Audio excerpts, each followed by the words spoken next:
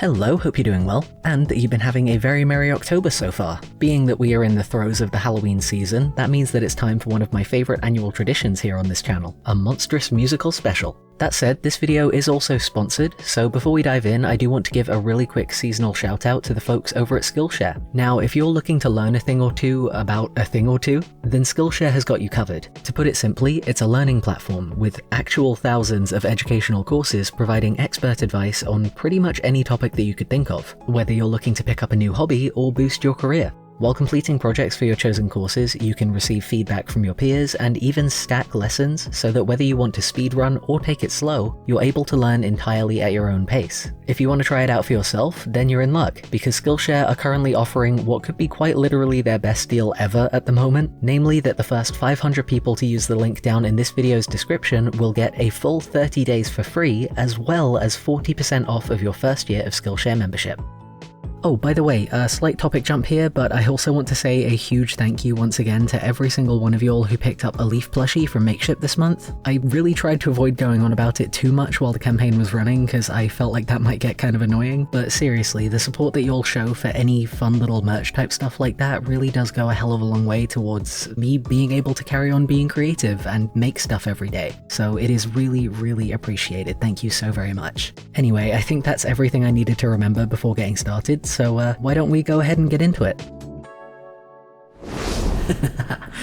Just kidding. I mean, honestly, it's the most wonderful time of the year. Did you really think I'd miss out on the chance to get into the spirit of things? Now, for real this time. Ladies and germs, ghouls and gourds, I hope you're sitting comfortably with plenty of candy handy, because the time has come to ring in the Halloween season with a medley of musically inspired illustrations. Let's get started.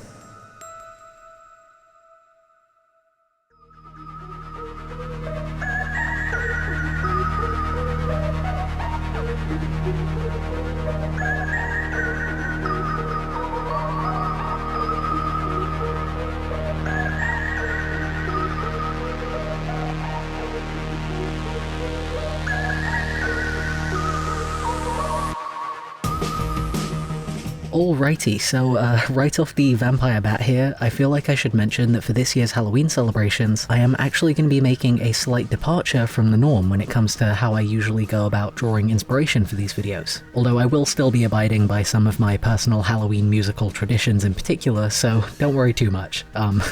What I mean to say, basically, is that not only am I going to be working on 2 illustrations this time around, rather than the traditional trio of pieces that I tend to aim for in any of my musical-themed videos, but also that one of today's 2 artworks is actually not going to be based on anything musical theatre related whatsoever. I'll leave that as a mystery to be unraveled a little bit later on though, because first things first, I want to talk about this piece and the show, production, and entire accompanying soundtrack that I have been completely unable to get out of my head. And this artwork in particular as well is the one in which I was very happily able to stick to one of my spooky season traditions, namely that,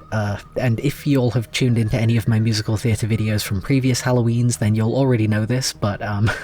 for the past couple of years I've kind of made a habit of including at least one musical by the longtime internet legends known as Star Kid. To make a long story short, they are an independent musical theatre troupe who create original musicals and then film them for public release right here on YouTube. And in a very timely turn of events, given that I was actually looking around for some fun new horror fare to include in this very video, they just released a brand new comedy horror musical called Nerdy Prudes Must Die, and it is so goddamn fun. Also, I say brand new because it is, but it's also very much worth noting that this musical is actually, I believe, the 3rd installment in an interconnected series of stage productions that all take place in a fictional town called Hatchetfield. The first was The Guy Who Didn't Like Musicals, and then Black Friday, and now we've got this new one. Mind you, I think Nerdy Prudes was the first one to at least be, like, pitched or to get concepted out of the 3, so it's really interesting to see that it ended up being fully produced only after the other 2 Hatchetfield stories already got released years ago. Although having said that, I did get reminded by certain things that happened within the story of Nerdy Prudes in fact, but I did remember that beyond just those 3 kind of mainline stories that have been physically performed on stage, StarKid do also have on their channel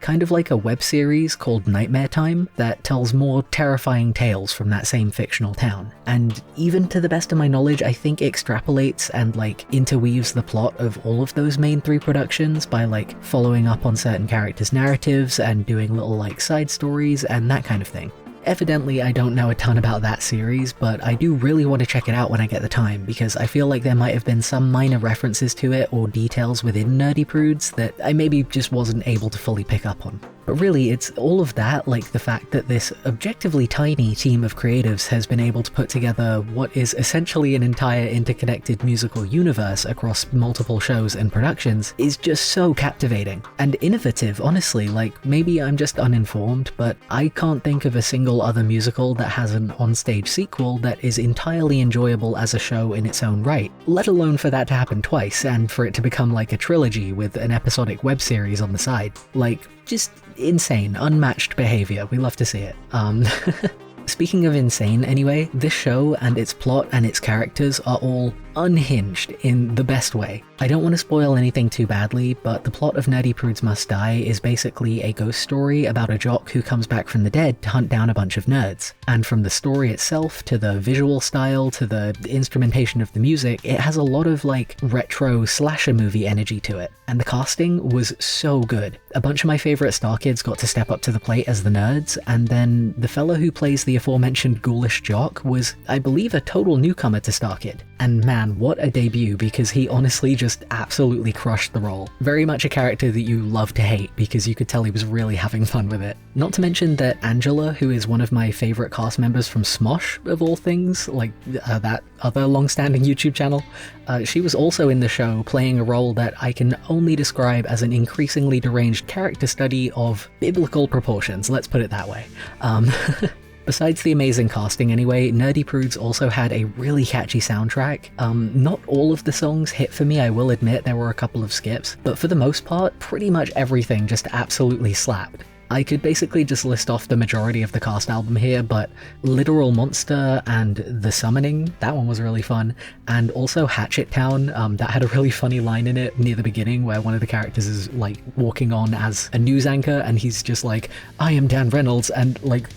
something about that one line just really takes me out every single time. But altogether, it's all just really, really festive. Having said all that, even if you haven't watched Nerdy Prudes yet, if your TikTok algorithm is anything like mine, you probably will have been hearing a snippet from one song in particular just constantly this month. And that is the titular song, Nerdy Prudes Must Die, which was the specific inspiration behind this artwork. It's a duet of sorts between the ghost and Richie, who is one of the nerds, and there is this one moment where everything's crescendoing and Richie belts out this I'm not a loser line, and all the voices are overlapping and layering, and it's just the most brain-scratchy, this is now stuck in my head forever kind of musical moment. The staging is also really fun with like Stranger Things style red and blue lighting, and with the ensemble all standing in the shadows in the background while Richie is knocked to the ground and the ghost is looming over him, and there's just a lot of like fun posing going on, and I just really wanted to try and reflect all of that energy in this piece. It took me a while to be happy with the composition though, I gotta admit I did end up kind of poking around at it quite a lot, but I am really happy with how everything turned out in the end, especially the solid black shading and the lyrics being cast in Richie's shadow. Not to mention that I actually tried something entirely new with this one when it came to the coloring process, by trying my hand at using gradient maps. And let me tell you, I am going to be using gradient maps a whole lot more after this experience, I think it's safe to say. My recording software didn't capture the interface for it, unfortunately, so to explain them simply, a gradient map is basically a layer that you can make above the rest of your picture, or, you know, you can put it anywhere in your layers palette, but for this I put them right at the top.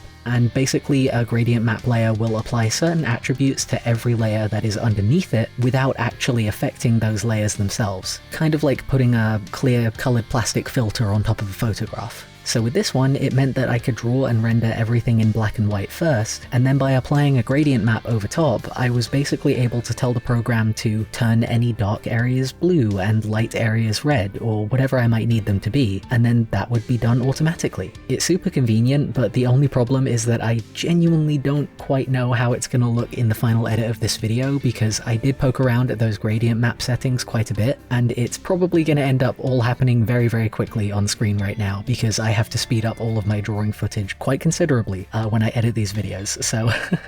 I do apologize if the coloring process here is maybe a bit hard to watch. But yeah, long story short anyway, I would definitely recommend checking out Nerdy Prudes Must Die if you need something fun and festive to watch this Halloween, and with that in mind, I think it's about time to move along to the second and final piece of the day.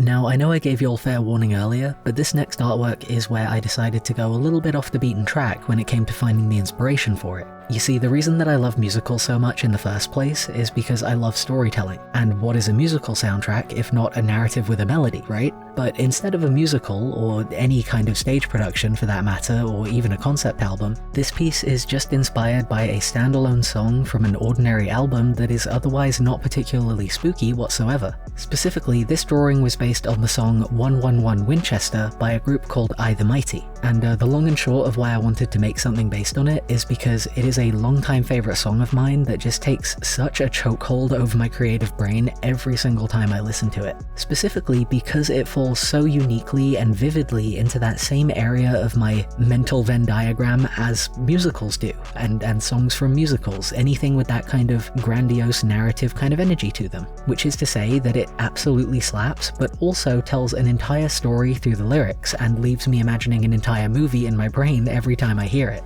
The story being told in this song, by the way, is that of a group of friends going to an abandoned house to party, and getting lost in the ever-changing hallways while the main character seems to be getting slowly possessed by some unknown entity. It's all very fun. But the thing that makes this song such a top-tier favourite of mine for however many years it is that I've had it in my, favourites, besides that whole storytelling element, is that, you know, you could chalk it up to me listening to too much Nightcore when I was a kid, but, I do not really gel well with any kind of song that drags, or that feels like they're kind of just floating around too much, if that makes sense. Like, I tend to need to listen to stuff that has a solid rhythm or a hook to it, or I end up just feeling like it's going too slow and I need to crawl out of my skin about it. And I say this from unfortunate personal experience after having tried to make a playlist of songs with the same vibe as 111 Winchester, but if you try to look up a list of 100 songs that tell a scary story, 99 of those results are very likely going to be slow and have a music box as their main accompaniment and be very meandering in their creepiness, which is fine. That works. That's the vibe that a lot of people go for Halloween music, I get it. But then the other one result would be 111 Winchester, which sounds like it would not be amiss on a playlist full of Fall Out Boy songs and 80s music and stuff with cool electric guitars in it, so I was gonna say the energy is just different, but really the difference is that it has energy in the first place. But yeah, all that to say, I don't even really know what genre this song would actually fall into, because I'm personally really bad at keeping up with just the parameters of what constitutes pop punk or post-hardcore or any other number of possible song descriptions. I don't know music stuff, but what I do know is that songs that match the narrative and musical energy of this song can be really hard to come by. It's not impossible, but it definitely feels like a rare occasion for me whenever I do find something that has a similar storytelling quality to it like this. There are a couple of early Panic at the Disco songs that would fit the bill, but I think one of the only other bands I've found that consistently nail that balance between compelling and specifically dark and spooky storytelling and music that makes you just want to get up and move would be Coyote Kid, who I definitely also recommend checking out as soon as you're done listening to 111 Winchester. Anyway, I talked a bit about the overall plot of the song a moment ago. You know the drill, bunch of party people rock up to a haunted house and get more than they bargained for, but there are also a ton of minor details woven throughout the song that I really wanted to try and feature in this artwork. But truth be told, I the Mighty packed so many fun horror elements into a 4-minute song that I actually didn't manage to include quite a few of the things that I wanted to, like the secret passage hidden behind a bookshelf, or mysterious writing appearing on a mirror, or the creepy creature that can be heard crawling in the attic. As much as I really did want to try and include all of those details and more, what I ended up doing instead was focusing on just a couple of key elements that are a bit more prominent near the end of the song and kind of relate more to the overarching creepy energy that's happening. In particular, winding staircases, uncanny shadows, and a strange locket that is probably cursed, I'm not gonna lie.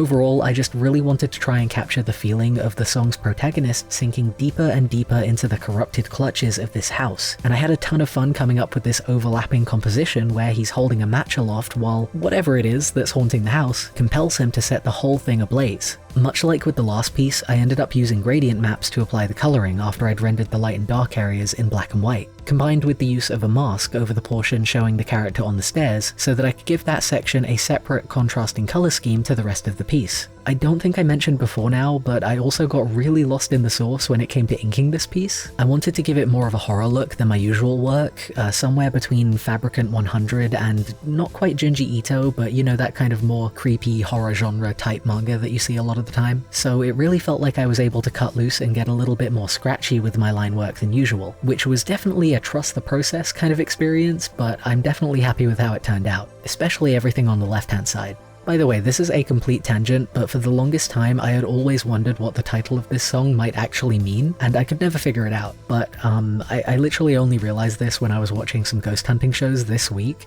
But it actually might be based on the Winchester Mystery House, which is like a famous real-life haunted house over in America.